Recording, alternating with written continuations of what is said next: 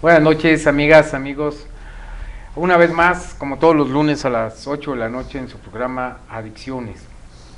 Hoy vamos a tocar temas importantes, como habíamos quedado ya la vez pasada, la sesión pasada, acerca del factor fundamental que es la familia de la persona que tiene un problema de adicciones.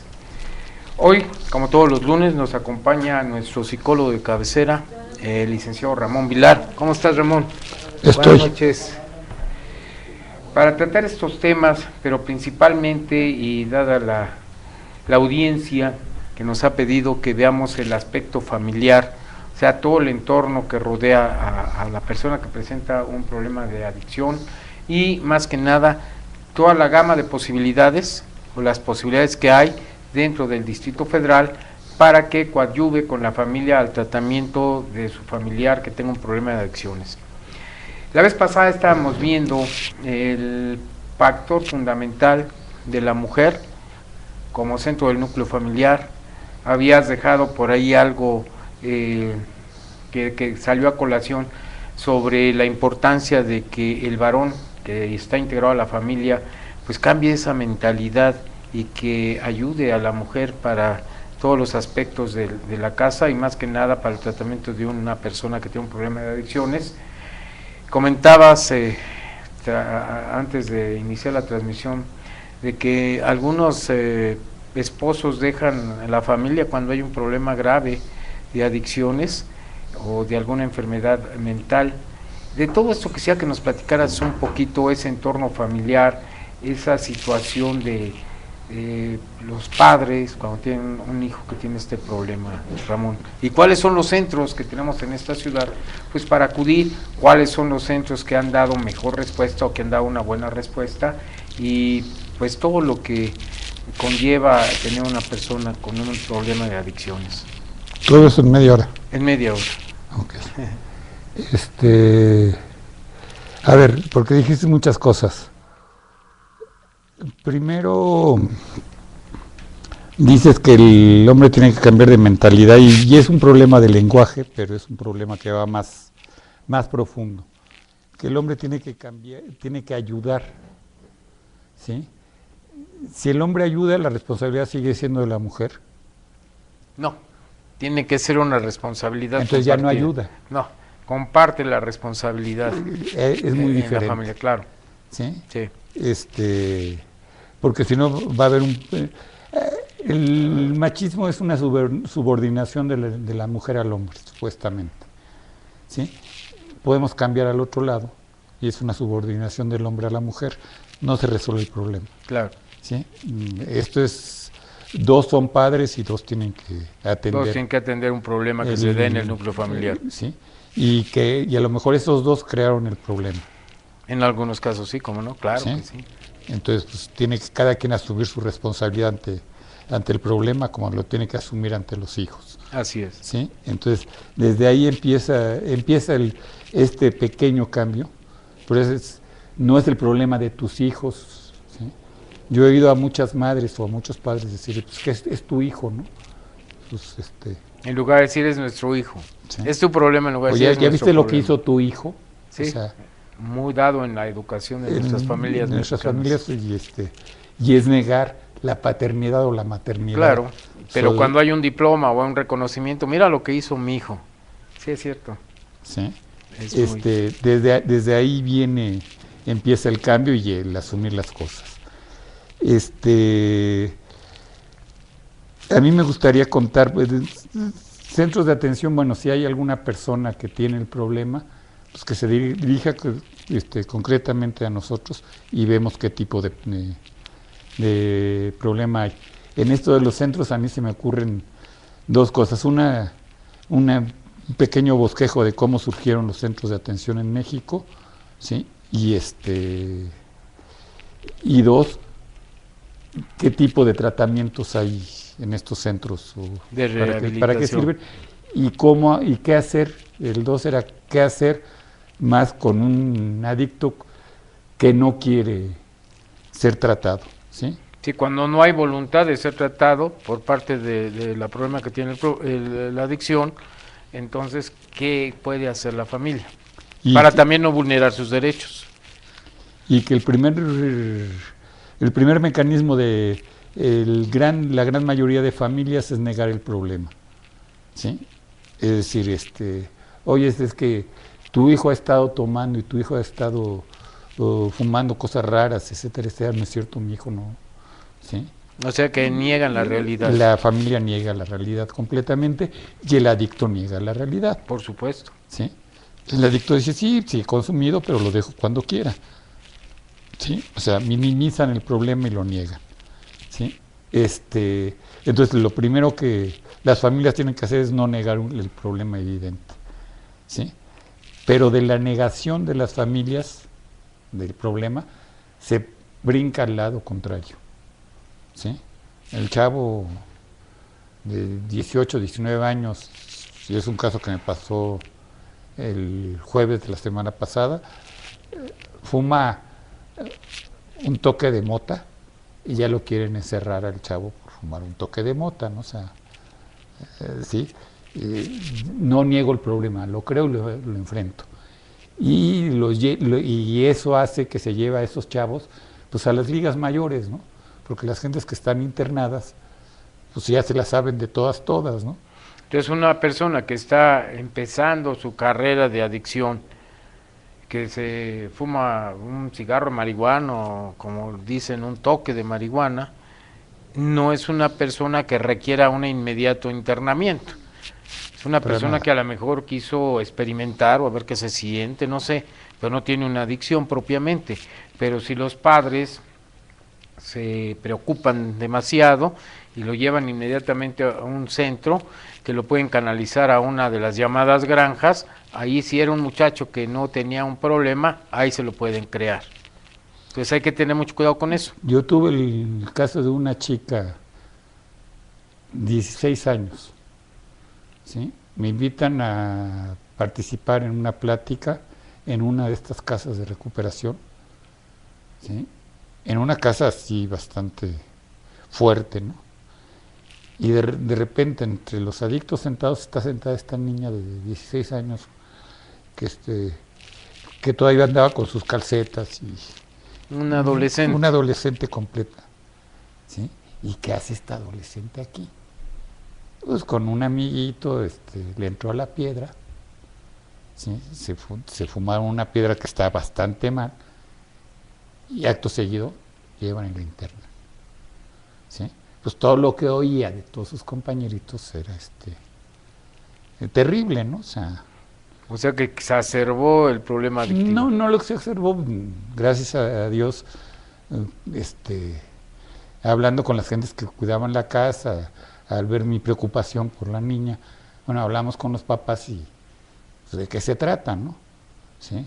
El papá era taxista y estaba armado buscando a los cuates que le habían vendido la piedra a la hija para matarlos. Logramos calmar al señor, o sea, ok, llegué y le dije, yo te los presento. Sí, ¿dónde están? ¿Sí? ¿Y qué vas a hacer? Los vas a matar y te vas al bote.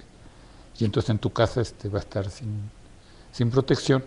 Y ahí era un padre totalmente ocupado de su familia. Sí, pero la ocupación era completamente equivocada, ¿no? Claro. ¿Sí? Entonces, pues, necesitan terapia tu hija y ustedes. ¿Sí? Creo que tocas un punto muy interesante por todos los comentarios que hemos recibido en relación a cómo preparar a la familia cuando existe un adolescente que tiene el primer contacto o empieza a tener contacto con sustancias. Como tú comentas atinadamente, si se tiene un contacto no quiere decir que esa persona sea un adicto o que ya tenga un problema de adicción. O que esa adicción tenga que ser tratada con con una reclusión, ¿sí? Es decir, yo creo que un internamiento en cuestiones de adicciones, ya hemos insistido en los primeros programas mucho de las enfermedades mentales, quitando esto de las enfermedades mentales, un internamiento viene en dos momentos, cuando la compulsión por el consumo y el famoso craving, es decir, la obsesión constante que hay en la cabeza, el término en inglés es craving, que se tiene, es tan fuerte que esa persona no puede dejar de consumir y entonces está atentando contra su vida o contra la vida de las gentes que lo rodean. Entonces en este momento sí se justifica un internamiento. Si no hay esa necesidad, yo no veo por qué hay que internar si no hay esas razones, yo no veo por qué hay que internar a un adicto, ¿sí? No veo, o sea, y muchas veces cuando hay otro tipo de cosas, son otro tipo de enfermedades. Y te pongo el otro extremo, vamos a brincar de extremo a extremo. Ahí estamos a los padres preocupones que en el primer contacto de el hijo con la sustancia, ¿sí? Este mismo caso que estuve el fin de semana, ¿sí? Que el padre y la familia vayan a fiestas y se pongan hasta atrás con alcohol, es normal, ¿sí? Pero que haya consumido un cigarro de marihuana, ya no es normal. Ya no es normal, ¿sí? No se están midiendo con la misma vara las adicciones, ¿sí? Cuando esta costumbre del alcohol, yo tuve una paciente que no quiso ir a un grupo de alcohólicos anónimos porque el alcohólico era su papá, que ella tenía problemas con la cocaína, ¿no? ¿Sí? Entonces quería ir a un grupo de cocainómanos, ¿sí? No de alcohólicos. No de alcohólicos, pero para ella, bien centrada, cosa que el papá no hacía, tan adicción era una como la otra. Claro. ¿Sí? Esta muchacha ya lleva como 10 años limpia, sin problemas, ¿no? Pero eso era por una claridad que ella tenía mental, ¿sí? Pero el otro caso, el caso de aquella familia que primero empezó a negar la adicción del hijo, ¿sí? Después empezó a buscar medios para quitar ese problema y entonces fue darle, no ves que sus amigos son los que lo inducen a la droga. Entonces vamos a mandarlo a Estados Unidos y se gasta la nota a la familia mandarlo en Estados Unidos, y en Estados Unidos de marihuana y alcohol que el chavo tenía, llegó pues, ya con cocaína y con otras drogas más fuertes que aprendió allá, ¿no? Sí, entonces vino la disciplina, el regaño, te quito el dinero, y entonces el chavo empezó a robar cosas de la casa y dinero de la casa, ¿sí? Y empezó un viacrucis en centros de tratamiento mal orientados, desde los caros, ¿sí? No vamos a hacer propaganda a ellos, pero ya todos sabemos que hay un océano de posibilidades en ellos, desde esos sitios donde sacan demasiado dinero, o sea, no justifican el tratamiento, esos costos, y fueron descendiendo, ¿sí? Y al final es familia que ya lo que quiere es quitarse al enfermo de encima y no lo quiere tratar, los resentimientos hechos en esa familia, entre hermanos, familiares, etcétera, etcétera, porque además, sin culpar, y esto también son casos verídicos, una familia, dos hermanos, un hermano estudioso, cumplido, etcétera, etcétera, y el otro drogadicto, ¿no? Y me refería el chavo cumplido, que la estaba pasando muy mal, que se quería, y me dice, yo también me quiero volver adicto. ¿Por qué? Pues porque todas el dinero, las atenciones, etcétera, etcétera, son para mi hermano, a mí no me atienden, ¿sí? Y yo llego con buenas calificaciones y me dicen, ahí déjalas, ¿no? O sea, ni siquiera las revisan. El problema es tu hermano, que es el que tiene la adicción. ¿Y por qué no ves mis calificaciones? Es que estoy muy preocupada con tal cosa de tu hermano, y además ahorita tú tienes que hacer tal cosa de tu hermano, y ahorita mi hermano, el aparato tal que tenía en la casa, el teléfono que tenía en mi cuarto, mi celular, se lo robó y lo vendió, ¿sí? Y todo era en contra del hermano aplicado, ¿sí? Le estaban premiando la adicción. Por eso es mi comentario. ¿Qué hace una familia? Ahorita estás poniendo un buen ejemplo. Hay dos hermanos, un hermano es muy cumplido, estudia, trabaja, no sé. No es nada más estudia, saca buenas notas, es un buen muchacho, muy correcto, y la contraparte del otro hermano es adicto, es un problema, se roba las cosas, entonces empiezan a quitarle la atención al hermano bien portado para darle toda la atención al hermano con el problema de la adicción. Entonces aquí hay una situación de resentimiento para aquella persona que está haciendo las cosas bien, dice, bueno, lo que yo hago ni siquiera lo toman en cuenta, pero la adicción de este tipo que roba, que tiene de cabeza a la familia, entonces toda la preocupación va para él, mejor me vuelvo adicto. Entonces, ¿qué puede hacer la familia para ser justa, para darle la dimensión a un problema de adicciones? ¿Qué es lo que tiene que hacer? Te voy a contar lo que pasó con mi gatita. Ah, caray, era adicta tu gatita. No, mi gatita tuvo 4 gatitos. ¿Sí? Estaban muy chiquitos los gatitos, le daba de amamantar. La vecina ogro de junto, que no le gustaban los animales, tiró comida envenenada a los gatitos. De los 4 gatitos, solo uno comió la comida envenenada. Y yo veía que los otros 3 iban y se amamantaban con la mamá, y lo dejaba fuera. Y yo agarraba, pues, pobrecito gatito, ¿no? O sea, lo agarraba, lo llevaba a que le diera de comer la mamá, de que lo amamantara la mamá. Se levantaba la gata, agarraba al gato enfermo y lo volvía a dejar en el rincón. ¿Sí? Y se volvía con sus 3 años. ¿Sí? Esa gata está cuidando la sanidad de los gatos, no la enfermedad. ¿Sí? Los humanos le hacemos al revés. Si cuidamos la enfermedad y la acrecentamos. ¿Sí? El ejemplo que me dio mi gatita puede ser muy cruel, pero es muy real. ¿Sí? Y estamos... La selección natural. Por un lado es selección natural, pero por otro lado es, ¿qué es lo que te preocupa? ¿Que en tu casa haya un enfermo o que en tu casa haya sanos? ¿Qué es lo que te interesa? En mi casa haya sanos. Bueno, si estamos tan preocupados en atender realmente el problema del enfermo, ¿sí? Y descuidamos a los sanos. Estamos descuidando a los sanos y estamos cuidando la enfermedad, ¿sí? Entonces, ese adicto tiene un beneficio. Por su adicción. Por su adicción. Su adicción a lo mejor empezó porque mis padres no me comprendían y no me peleaban, rebelión juvenil. Y en el momento que se volvió adicto, toda la atención se volcó sobre él. Ya está teniendo un beneficio extra, ¿sí? Y no está teniendo consecuencias con su propia enfermedad. Por eso, ¿y qué recomiendas a esa familia? Fundamentalmente entrar en terapia todos.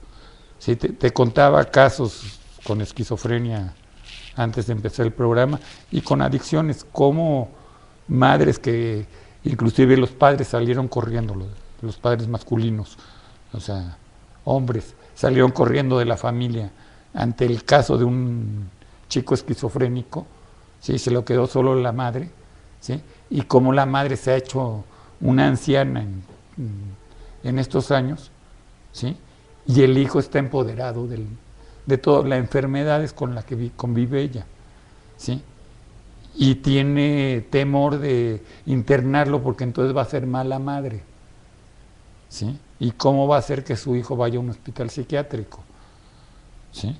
Pero su hijo le pone el ojo así de morado y rompe las puertas de su casa, etcétera, etcétera, ¿no? ¿Sí? Y entonces me habla cuando rompió la puerta de su casa y cuando tiene el ojo morado, y sí, vamos a internarlo. Cuando se le baja el hinchazón del ojo y ya compuso la puerta, ay no, pobrecito, ¿cómo lo vamos a internar? ¿Sí? Esto es muy, muy común, ¿sí? Están haciendo una simbiosis de los dos, ¿no? Y lo primero es hacer lo del mi gata con esos gatitos, ¿no? Primero salvo lo sano y luego me voy a lo enfermo. ¿Sí? Luego veo qué trato con lo enfermo. ¿Sí? Bien, se presenta el problema. Esta persona es agresiva. Esta persona no tiene intención, no tiene voluntad de someterse a un tratamiento. Nosotros sabemos que hay derechos humanos, que hay garantías individuales, que no podemos obligar a esta persona a que se trate sin su voluntad. ¿Qué pasa en esos casos? A ver, lo que pasaba, en México empezó a funcionar la ley independientemente de varios casos, de hijos o familiares de hombres importantes mexicanos que fueron recibidos en los llamados anexos, granjas o casas de recuperación, donde no había derechos humanos, ¿sí? Y ahí salieron, hubo hasta muertos en ellos, y entonces empezó una campaña en contra de estas casas y esta recuperación. Lo primero que hace el Estado mexicano es, en tiempos de Zedillo, se hace una norma de lo que estas casas tienen que, cómo se tienen que ser llevadas. Era una norma bellísima. Los diputados de aquel entonces, yo creo que se rompieron la cabeza haciendo una ley tan brillante que inoperante, ¿no? O sea, no servía para nada, nadie la aplicaba, ¿sí? Pero ya vino la primera norma, 96, 97 fue. Pero poco a poco se ha ido sensibilizando, y las gentes que manejan estas casas, estas granjas, estos anexos, no son gentes malintencionadas, son gentes ignorantes que, bueno, su tecnología es troglodita, a golpes, sí, pero tienen una buena intención en el fondo, y hay que capacitarlos para este tratamiento. A partir de y esta legislación se fue ablandando, digamos, en cuanto a los requisitos, porque pues, necesitabas tener un buen hospital para poner una casa que tú pagabas, ¿sí? O sea, que era de beneficencia pública, porque se mantenía con los propios recursos de las gentes que ahí se trataban, que era imposible tenerla. Se fue suavizando esto un poquito, pero afortunadamente en el Distrito Federal, no en todo el país. A partir del sexenio pasado se crea una institución que se llama IAPA, Instituto de Asistencia y Prevención de Adicciones. Instituto de Asistencia y Previsión de las Adicciones, el IAPA. Ajá. ¿Sí? Que también tiene una normativa bastante bien, y que ha empezado a revisar todas las casas de asistencia del Distrito Federal para adicciones, ¿sí? Y les da cierto reconocimiento, ¿sí? Para mí, honestamente, le faltan dientes a este IAPA, porque si la casa dice, pues no quiero, no sigo tus normas, ¿y qué? ¿Sí? Pues ni modo, se van los del IAPA muy tristes porque no le pueden hacer nada. Al IAPA habría que darle dientes para decir, pues no puedes, pues te clausuró la casa. ¿Sí? O sea, el IAPA va a ser un órgano de control, vamos a decir, de instrucción, para que todas aquellas casas de rehabilitación, centros de rehabilitación, clínicas contra las adicciones, sigan una cierta normatividad, reúnan ciertos requisitos para que la persona que acuda a esas instituciones tenga el mínimo de recursos para obtener o para facilitar su rehabilitación. Antes del IAPA, cualquiera ponía su granja, su centro de rehabilitación a su leal saber y entender y a ojo de buen cubero, y con buenas intenciones o lo que sea, pero no estaba capacitados para dar una atención buena, que tuviera un resultado positivo para los adictos. Con la creación de este instituto ya tienen cierta normatividad, ya tienen ciertos principios básicos con reconocimiento del IAPA, que nos da una cierta garantía de que puede haber rehabilitación. Tu idea es que no tiene las facultades coactivas para obligar a estos centros a cumplir con esa normatividad. Sí, mira, lo que el IAPA hace en realidad, porque una cosa es lo que dice la ley y otra cosa es en realidad, le da el visto bueno, digamos, a los centros donde no se están violando los derechos humanos. Me explico, es decir, no hay el buen tratamiento o el maltratamiento, ¿sí? Lo que el IAPA también está haciendo, aparte de esto, es decir, que es una garantía hacia la gente que va, que si tiene el registro del IAPA sabe que por lo menos ahí no va a ser amarrado, golpeado, y todas esas barbaridades que hemos oído todo en las casas registradas por el IAPA o avaladas por el IAPA, no pasa eso. Y el IAPA está haciendo una serie de cursos para capacitar también el tratamiento. Algunas casas lo siguen, otras no lo siguen, ¿sí? Y esos son relativos. Un día estando en una de esas casas, ¿sí? Habían llegado los funcionarios del IAPA a hacer una revisión a la casa, ¿sí? Yo llegué ahí cuando ya casi iban a ir de salida los funcionarios del IAPA, y el encargado, el responsable de la casa, me dijo, pásale, estoy con estas gentes, participa, ¿no? Sí, cómo no. Es una casa que de siempre yo sé que los tratan bien, ¿no? Y dice la licenciada no sé en qué, que lleva la voz cantante por parte del IAPA, le dice, Hugo se llama este muchacho, oye, pero aquí tienes a 4 muchachos que no tienen problema de adicciones, que tienen retraso mental, esquizofrenia y otras cosas, y los tienes ahí, ¿sí? Estos no pueden estar aquí. Y le dijo Hugo, ¿y a dónde los llevo? ¿Sí? Me dice, no, yo no sé, pero pues aquí no los puedes tener y no te vamos a dar la autorización si ellos no están aquí. Este cuate con mucho colmillo, ¿sí? Sacó las llaves de su bolsa, se las dio la licenciada y le dijo, tenga, sáquelos usted, porque yo no tengo el corazón de tirarlos a la calle, ¿no? ¿Sí? Estas son gentes que van a estar tiradas en la calle, ¿sí? Lo recogí de la calle y van a regresar a estar de vagabundos. Y aquí pues, les doy de comer. ¿Y tienes dónde dormir? Entonces, la otra se quedó así y le devolvió las llaves. No es lo mismo la teoría que la práctica. Claro, pero como empezamos el programa, ¿tú qué recomiendas para esa familia que tiene una persona con problemas de adicción? ¿Que acuda al IAPA? El IAPA lo que va a hacer, si va al IAPA le va a decir que ahí no hay tratamiento, le va a decir que vaya a los centros de integración juvenil, que son del gobierno federal, donde sí hay tratamientos ambulatorios, ¿sí?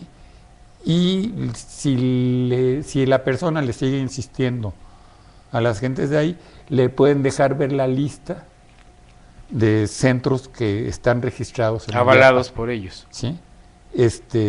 Ellos no te van a decir que están avalados, te van a decir que están registrados, porque lo que han hecho es un registro, ¿sí? Aquí estamos en pañales. ¿Te acuerdas cuando empezamos a hablar de Alcohólicos Anónimos, que surgen los grupos de 24 horas en México en los 70s? Así es. Y que decía que en Estados Unidos también surgieron los grupos Shainanon, que Shainanon no quiere decir nada, sino que era como un adicto, decía seminary, y así le pusieron, surgieron al mismo tiempo. A los grupos Shainanon en Estados Unidos enseguida le dieron apoyo gubernamental, recursos económicos, ¿sí? Les dieron un marco legal, jurídico, en el cual actuar y qué pueden hacer y qué no pueden hacer, y los obligaron a meterse a programas universitarios para el tratamiento de adicciones, y involucraron a la ley para poder seguir dándoles recursos, que toda la gente que era detenida por faltas administrativas, manejo, choques, con pequeños robos, en estado de ebriedad, o influencia de drogas, tenían, en lugar de pasar la pena en la cárcel, le iban a pasar en uno de estos centros, ¿sí? Pues las gentes preferían pasarlos en estos centros que en la cárcel, ¿sí? Y así se empezó a desarrollar todo un programa que han creado las comunidades terapéuticas en Estados Unidos. En México surgen los mismos grupos con las mismas intenciones, con más buena voluntad de este lado, ¿sí? Y de algo bueno que fueron los primeros grupos 24 horas, que lo siguen siendo, se fue degenerando a los anexos y a situaciones más fuertes, y nunca ha habido un apoyo gubernamental. Afortunadamente ahorita sí empieza a haber cierto apoyo gubernamental, ¿sí? Los psicólogos y los psiquiatras nos resentimos mucho de que los adictos no nos den nuestro lugar de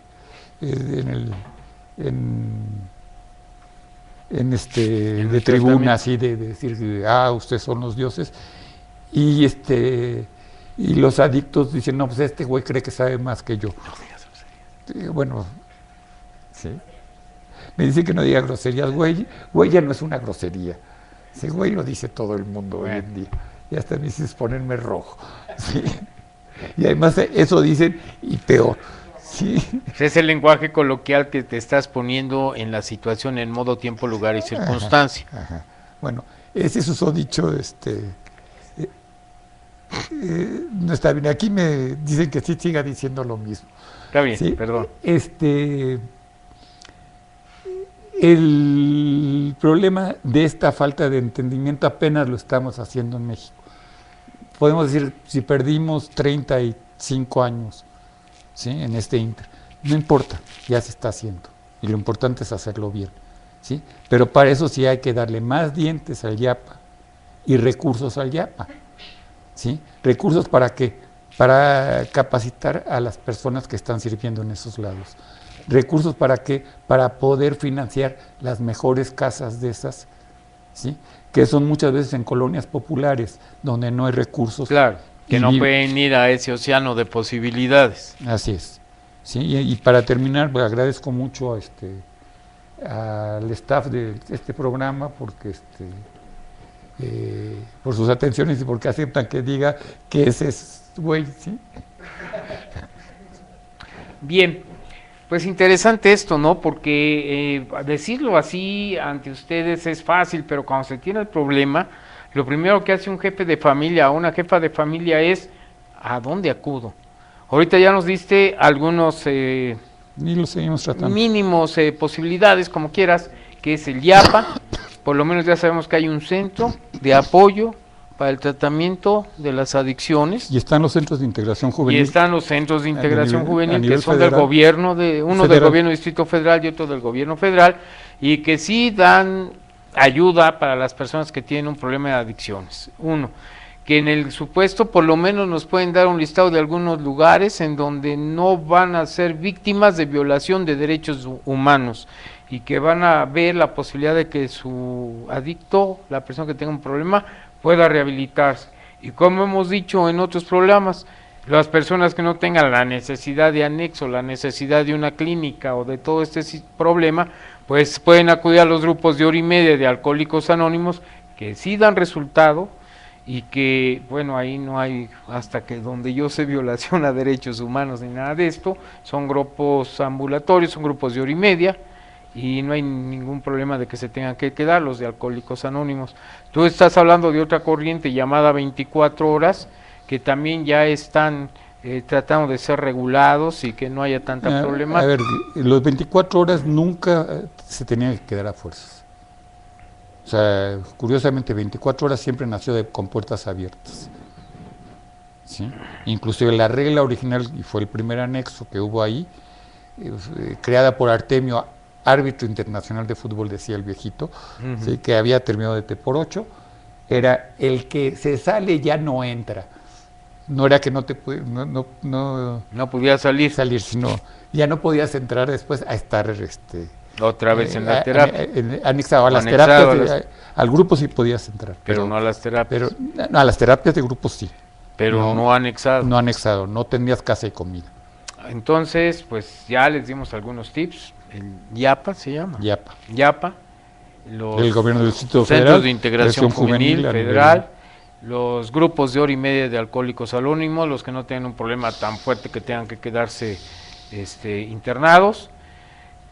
Volveremos la próxima sesión a hablar sobre psiquiátricos, el problema de los psiquiátricos, hay problemas, hay cosas y las ahí, objeciones de los adictos a los grupos de hora y media y a los centros de integración juvenil. Perfecto. Entonces, no olviden sintonizarnos el próximo lunes a las 8 de la noche para seguir tocando este tema de los centros de rehabilitación para personas que presenten problemas de adicciones. Les agradecemos el favor de su preferencia y nos vemos el próximo lunes. Gracias. Y felicidades al staff.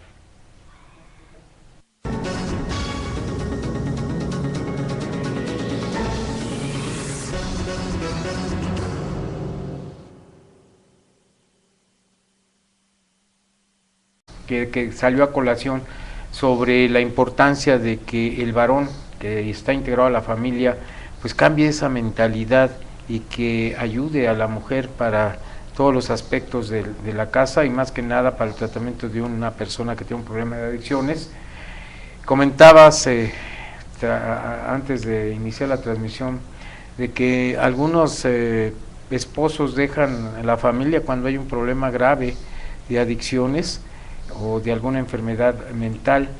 De todo esto quisiera que nos platicaras un poquito ese entorno familiar, esa situación de los padres cuando tienen un hijo que tiene este problema, Ramón. ¿Y cuáles son los centros que tenemos en esta ciudad pues para acudir? ¿Cuáles son los centros que han dado mejor respuesta o que han dado una buena respuesta? Y pues todo lo que conlleva tener una persona con un problema de adicciones. Todo eso en media hora. En media hora. Okay. A ver, porque dijiste muchas cosas.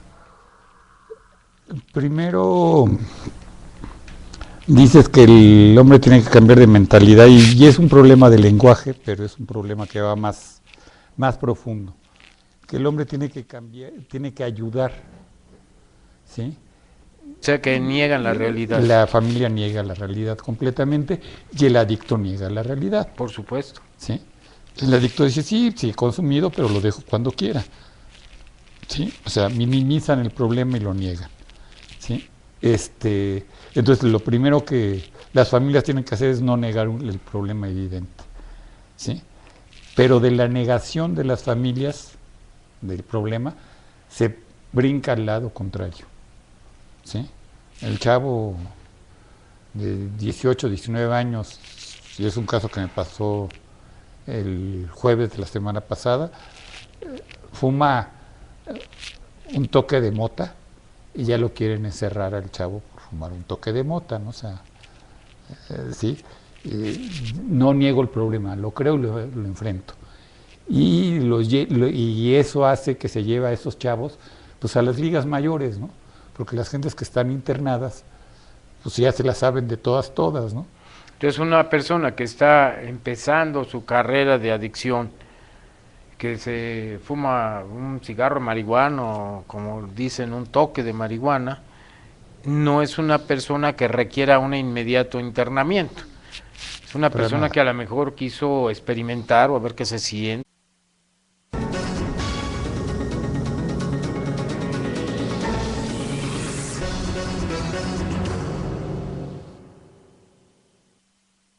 Buenas noches, amigas, amigos. Una vez más, como todos los lunes a las 8 de la noche en su programa Adicciones. Hoy vamos a tocar temas importantes, como habíamos quedado ya la vez pasada, la sesión pasada, acerca del factor fundamental que es la familia de la persona que tiene un problema de adicciones. Hoy, como todos los lunes, nos acompaña nuestro psicólogo de cabecera, el licenciado Ramón Vilar. ¿Cómo estás, Ramón? Buenas noches.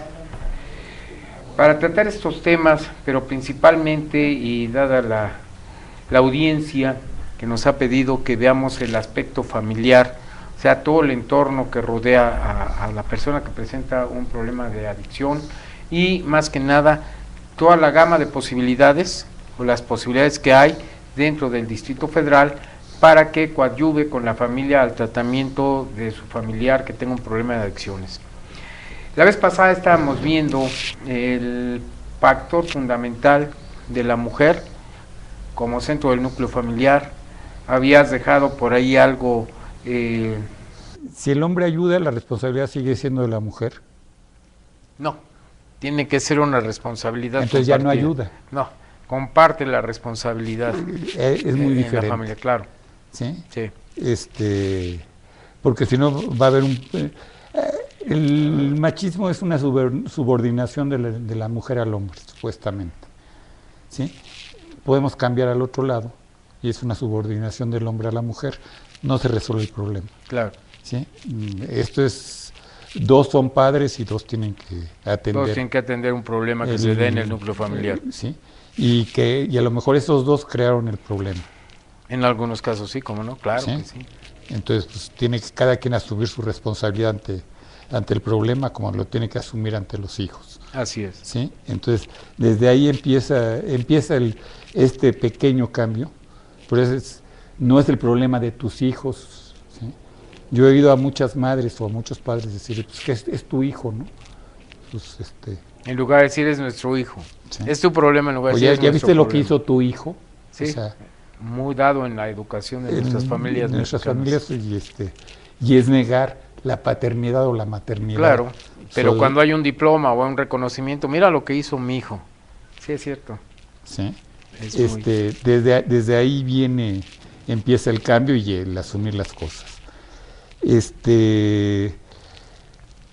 A mí me gustaría contar, pues, centros de atención, bueno, si hay alguna persona que tiene el problema, pues que se dirija concretamente a nosotros y vemos qué tipo de